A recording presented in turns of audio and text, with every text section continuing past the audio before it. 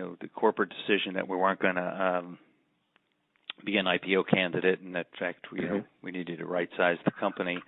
I mean, that was one of the areas that we looked at.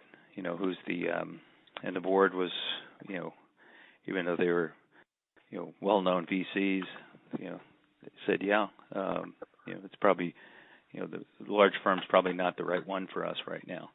But it was pretty much about price. Okay. And it's hard for a large firm to compete with all their standards, and I suppose. But when I was in public cam, we used to have a small business group, and they definitely didn't want to lose. They wanted to get in the door early, and seemed to be very effective. But maybe there should have been a handoff. But, okay. I mean, the signs are there. I mean, anyone who looks at your numbers says, okay, well, what's your strategic outlook? And, we should, talk about passing you off maybe to a different group within the firm. And,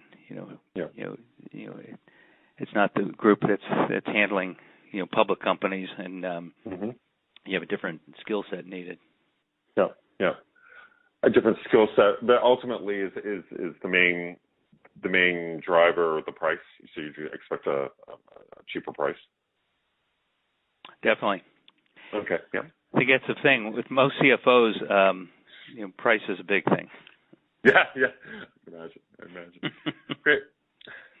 So we've talked about some potential differentiation opportunities between the firms. I want to talk to you about one, which will be a good segue into the last section of the interview, which is around developing relationships. But I want to get your perspective on innovation as it applies to the audit process. So as I'm sure you're aware, a lot of the big firms now are very much focused on technological innovation. Even within audit and tax, and with the thinking that by leveraging machine learning or AI or other sort of emerging technologies, you can make the audit process more efficient, so there's less manual errors. It's faster. In theory, you wouldn't send as many auditors on site because a lot of it can be done remotely. And I think, the theory at least is that frees up a lot of time for the auditors to look for other areas of opportunity that, in theory, again, should create greater value to the firm. So I'm just wondering, your perspective on technological innovation as it relates to the audit process, and then do you think that's a potential differentiator for a bigger firm?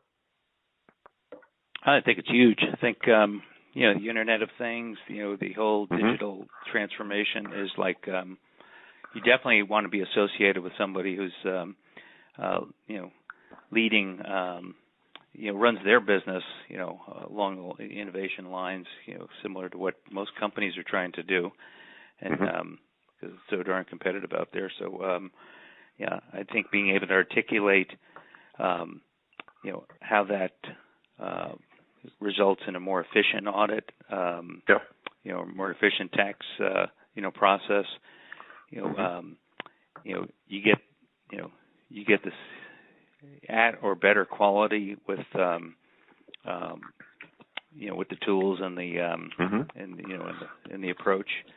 I think also sharing, but not losing sight of the people element. I think being able to share, how the firm recruits people, and what the how an assignment is staffed and organized, and what the how you keep you make it an effective audit team. So you got the technology, but you also at the root of it have these strong individuals that are well trained, and and how you got them in the first place.